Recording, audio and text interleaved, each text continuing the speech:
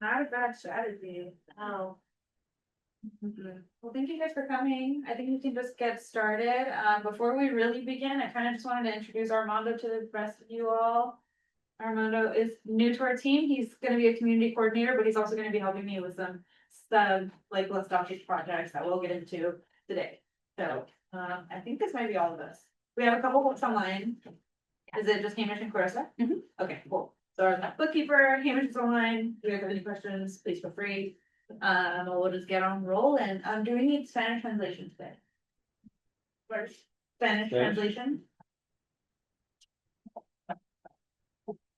So housekeeping, you guys already signed in, so I appreciate that.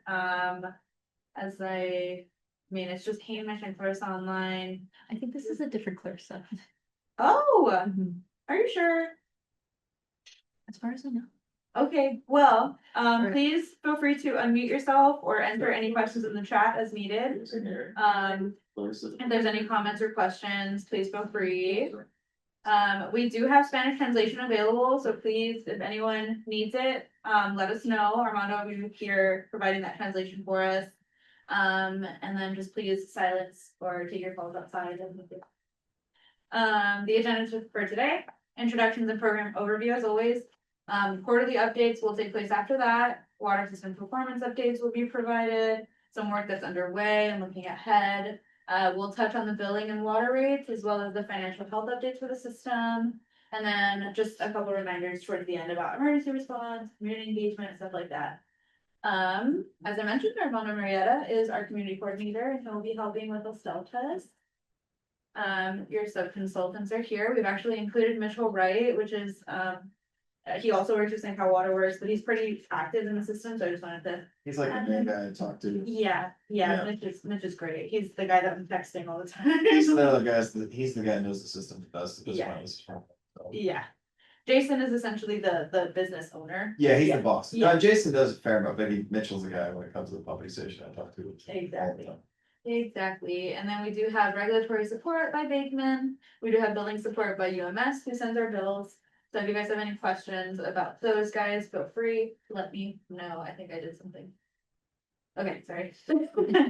All right, so I just kind of wanted to give like a rough past system compliance issue update. I think this will probably, enlighten why the admin program exists and why we're here and things like that. So the initial compliance order that was office received was due to pressure requirements not being met for the distribution system, which likely had to do with the age of the infrastructure and the booster pumps and all that stuff. So that was flagged by the Division of Drinking Water. And then that eventually was followed by a compliance order for a violation of the total trihalometane that I have mentioned before.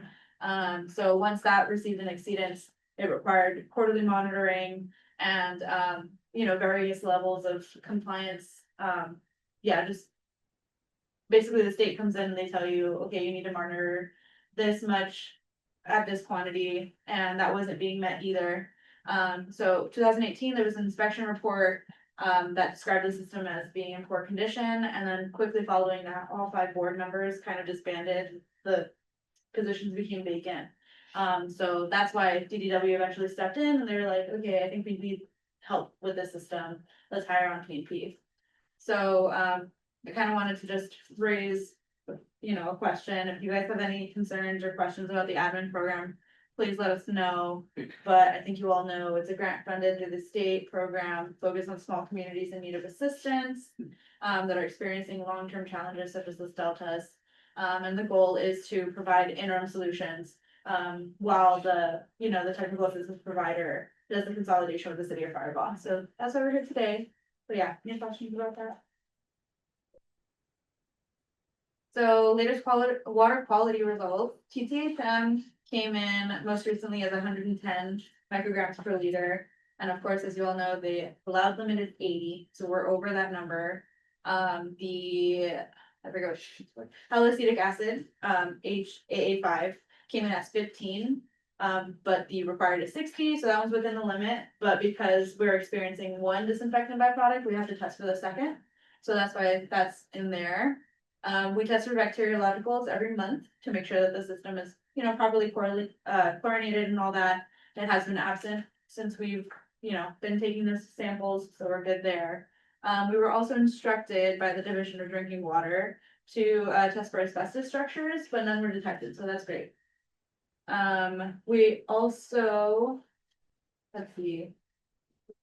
We will be mailing quarterly notices soon, so you guys will see an update for the most recent ones. And I'll touch a little bit more on some other samples that we've had to take throughout the Los Altos system. That'll happen a little bit later in the slides. So because 2025 came to an end and we have enough samples, our annual average for the year was 118, which again is above that 80. So we're out of compliance basically. And again, these results are always available to you. If you guys need help navigating to those results, let me know. I think this is relevant to you all. This is the usage that we were able to track for the Los Altos Mutual Water Company throughout the year. All of this information comes from the City of Fireball master meter. So that's the one that they automatically read and send to us and give us the bill for. As you can see, in the summer months, we experienced a lot of water usage, but that's pretty normal for Los Altos. So I just wanted to flag that for you guys. And then actually you can see a significant dip over in September. In September, they had an outage in their the satellite that they use to read these meters. So it was inaccurate in September. But yeah, I think it's important because we need to be able to categorize this usage and quantify it. So we're making an effort to do a rate study as well as install meters throughout the system in order to kind of track where all of this excess usage is happening. And currently your system has a flat rate that everyone gets charged based on residential per commercial use. And that puts a strain on the operations of the system because we don't have enough reserves to maintain the system basically. So yeah, any questions here? So when the meter is going, do we have to pay for them or is the Los Altos one benefit? So the residential meters at this stage, we're paying for all of them using O&M funds. There is conversation of what that will mean for commercial users, but we haven't exactly hashed that out and figured out all the details yet. But that's a great question. So items on our to-do list, this is what we're currently working on. The hydro tank really needs to be replaced. It is in various states of disrepair, rusting, dented. This is a pressurized vessel, so it can be dangerous. We're working on allocating funds. We're working on figuring out what environmental compliance needs to get done before we can replace it. We're working with our team to see how much it's going to cost. So that is something that is a high priority for us. I'm sure you guys have driven by it and seen it. So yeah. The other thing, we are working on meter installations. We're focusing on the commercial connections currently. We actually made a solid effort today to try and identify locations for service laterals over on Shaw. So yeah, so we will be in touch with commercial, property owners just to figure out where these service laterals are. That way we can start tracking this use. Something else that we're working on that's kind of exciting. The Division of Water Resources has connected us with GHD, which is a company, and they are going to help us with a leak detection study. They're going to use basically an acoustic sensing technology to determine where leaks are in the system. Armando had a really good way of explaining it. Do you want to say it? Yeah, so whenever they look at it, they have I can't remember if they hook up like on 2 points, but essentially they look at the wavelengths. And if there is like a pinhole, the frequency changes. So they'll see a spike in the wavelength to tell where the leak is. Mm-hmm. Interesting. Yeah, so not only are they going to be able to detect where these leaks are, there's also funding available to help us repair them. So I thought that was pretty interesting and a pretty good, use of those resources. And so leaks can occur at joints, valves, fire hydrants, service connections. So we're going to be, if you see us, we'll be out on February 3rd doing kind of this detection study. But yeah, the outcome is to address all the leaks in the system. Let me just, oh yeah, and then of course continued work towards consolidation. We're continuing to work with our technical assistance provider, which is Yamavi and Horn. Self-Help Enterprises is also facilitating that work plan. So we're doing our part to kind of give them information about Los Altos and get that project continuing to roll. This is just a quick reminder that we want, to establish backflow prevention devices on the identified services that we've already reached out to. So we did have a conversation with Gargullo today, and they had an idea of, or they had received a valve and they ran it by us and, wanted us to confirm that it was gonna work as their backflow prevention device. So basically, I'm just saying that you guys can reach out to us if you have any questions. If anyone comes to you asking what is a backflow prevention device, please feel free to send them our way. But it is really important to, in order to maintain the integrity of the water quality and prevent, any kind of contamination from flowing back into the system, right? Or the residential is going to have this too. It's just commercial. Yeah, we're more concerned with like chemical ag sales, leaching back into the system or, just any kind of bacteriological, like animal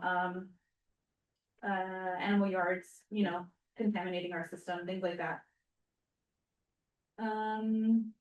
You guys are familiar with the proposed project, so the intention is to replace all the water mains, to replace the storage tanks, to replace the transmission main that feeds from the city of Firebaugh, as well as including, it's going to include a treatment system over on the water tank, and then meters for every service connection, which is what we had mentioned.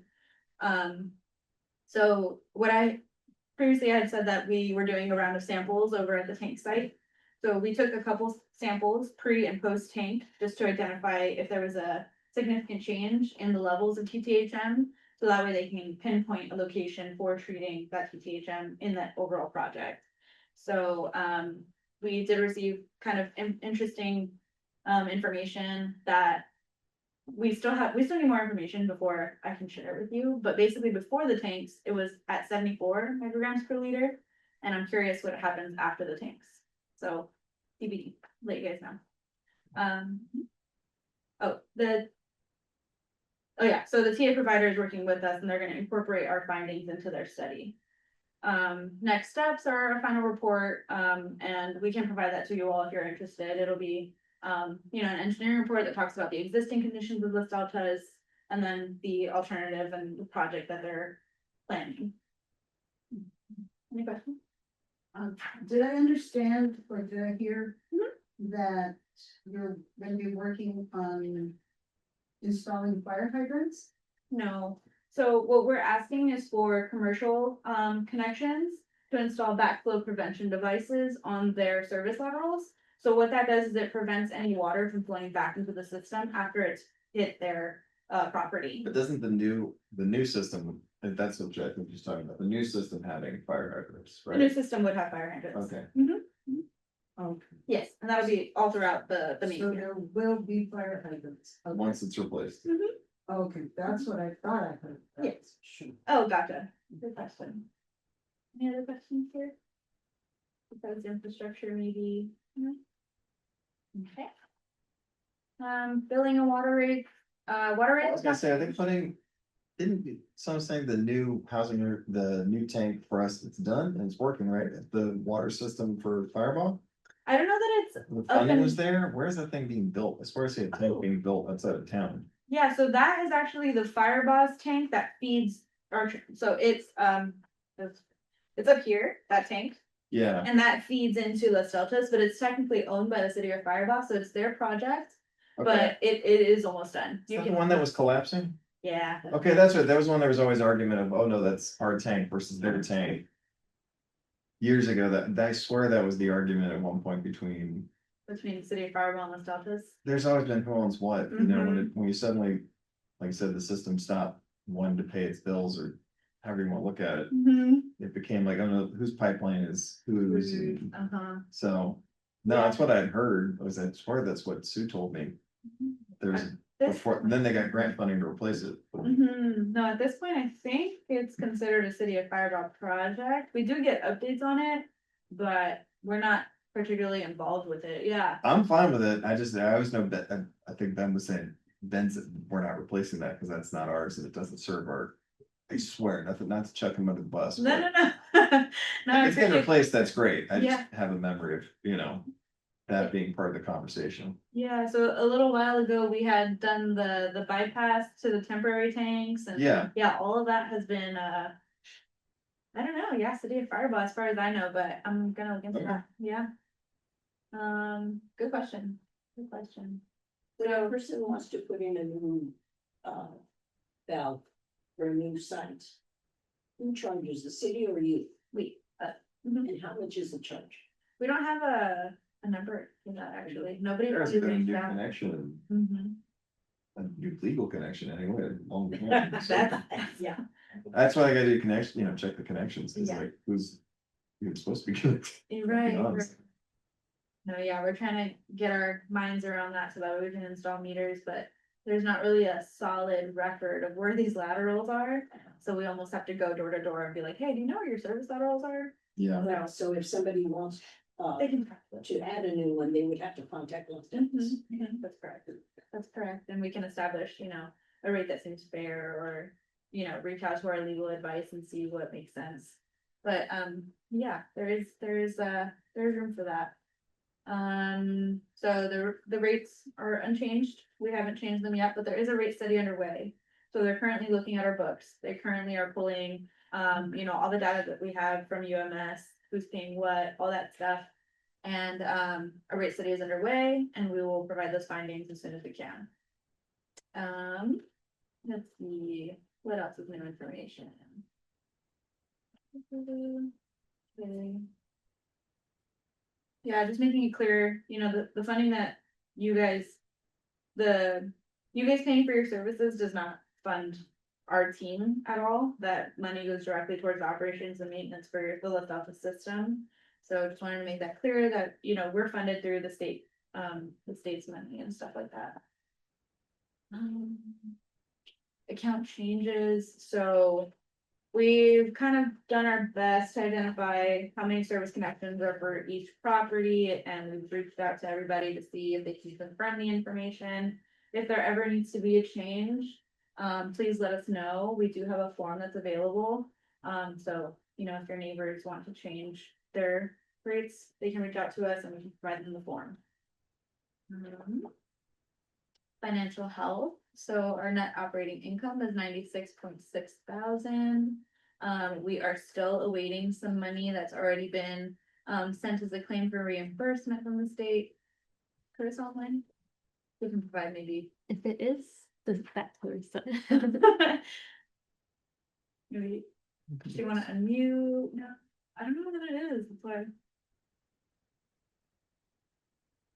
Oh, hey, we have a comment from Hamish about the Fireball HUD tank. I like it. It's due to be completed and online by the end of February. Okay, okay, cool.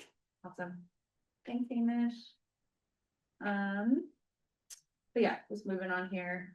So we're waiting about 9,000 from a reimbursement that we submitted. The next claim that's coming out is again 9,000.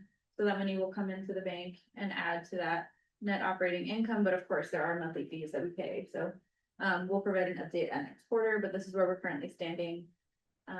Is services, is that what we're getting charged for the water? This guy. In terms of income, I'm looking at that, like there's grant revenue income and then there's services, meaning that's what we pay into the system, right? That's right. That's right. I'm saying kind of for everybody, it's 110. Mhm. To buy the water itself is 93,000. Right? Mhm. And then our electricity to pump it back out is another 26,000. That's right. So we're now at 99, it puts us over the top. Mhm. We are losing money with what we charge ourselves. That's right, which is Just- why the rate study is so important. Yeah. Yeah, because we need an accurate understanding of how much it costs to run this system. And then, we need to be able to. The community essentially to pay for the cost of operating it, so. Yeah, the rate study is really, really important. Yeah. But yeah, thank you for flagging that. No, I just make, because I'm, Yeah, it's not. well, because I also know on the water charge, Fireballs, for the most part, they're basically just passing on the cost that it takes for them to make the water. They're not allowed to charge a margin per se, like it comes up when I talk to folks about, nobody in this room, but it comes Yeah. up when I talk to people about, Like how much we're being charged and things like that. yeah, so I just making sure, it's like, no, they're not allowed to do that, Mhm. so. Sounds good. All right. Okay. Interesting point. And then just, you know, reminders, who to reach out to, things are going wrong. I think we all have pretty open communication, so please feel free to call, text if needed. How long do we think the hydropneumatic tank is gonna last? Last, Well. Oh, I'm curious, I mean, Yeah. that's part, I'm curious, anybody have an idea of what they think it's gonna cost to replace? Any concept of it? not at this time. Okay, Yeah. That's the one, and hopefully it lasts, and if it lasts, then it's salvageable, and then it'll be kept during the consolidation project, so.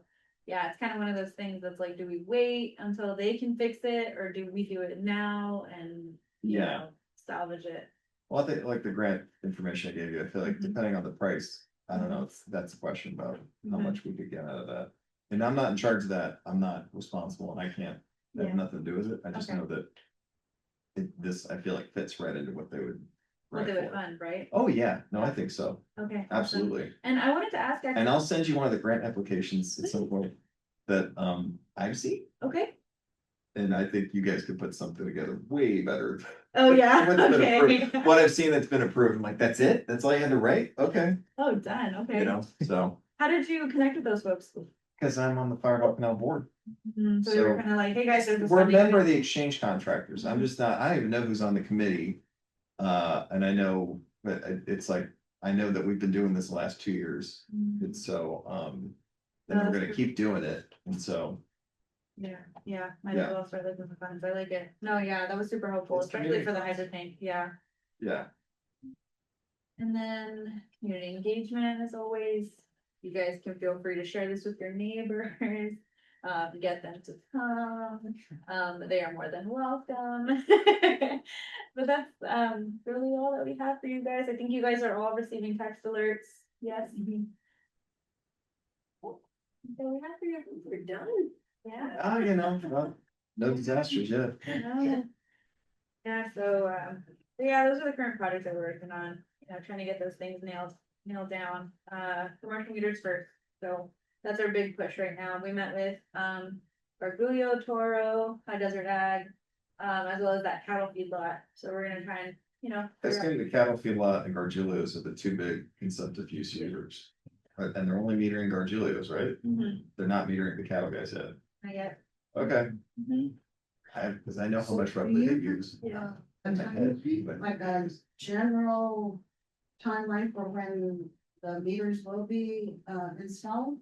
At this time, no, so these are our plans, I kind of just printed them out in case we use them today. Now it's time to get some costs put together, get a cost estimate from a team. And then we reach out to the Division of Financial Assistance to see if that's something that they want us to proceed with. So it takes a lot of preemptive work before we can actually begin on the ground, field verification, all that stuff. So it's gonna take some time, honestly. Right now, we're in a research phase. Lucy, so this is Hamish online. I was just going to add, we're hopeful to have at least the commercial meters installed within the next 6 months. They're just completing another system down near Bishop in New York County. But then once that's complete, then they're going to fully proceed with these, at least the commercial meters. Residential might take a little longer, but yeah, their program, they're trying to wrap it all up this year. So that'll all be taking place this year, no matter what. Thanks, Hamish. So when they are installed. and I'm trying to think a little bit ahead. Are we going to anticipate,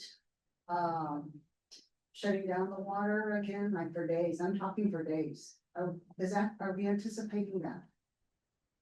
I wouldn't say so. There is possibilities of hot tapping the system and installing gate valves where we need to kind of shut off mains so that we can install these. But we will absolutely be in touch with you guys if we do need to shut down the system for whatever reason. Yeah, at this time it's a little early to tell, but I wouldn't think so, Still years away from. Hope it's not in August. right? It's in July or August. Sounds good. Okay, yeah, we'll definitely keep you guys in the know as much as I know. Good. Any other questions? Hamish, do you have anything that you would like to add? No, I guess I was just going to check and see how the pressure has been for everybody since that booster pump has been replaced. I know I got pressure issues in my house, but I don't think it has anything to do with Los Deltas, as it turns out. I think I got some holes somewhere. Okay. Cause the other house, we had another hot water heater installed, his pressure was fine, but mine was off. Cool. Yeah, so. That's been good. Like, I get nervous every time it feels like pressure's gone down in my house, but it's usually just my dishwasher or something like that. Good to know. Alright. Cool. Well, that's kind of it.